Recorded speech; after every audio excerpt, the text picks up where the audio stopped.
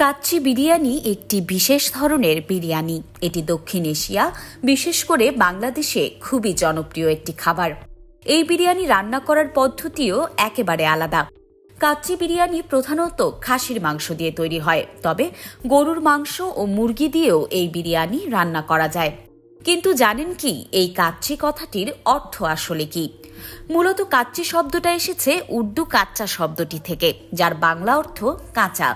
যেহেতু সুগন্ধি চালের সঙ্গে কাঁচা মাংস সরাসরি রান্না করা হয়, তাই এর নাম হয়েছে কাচ্চি।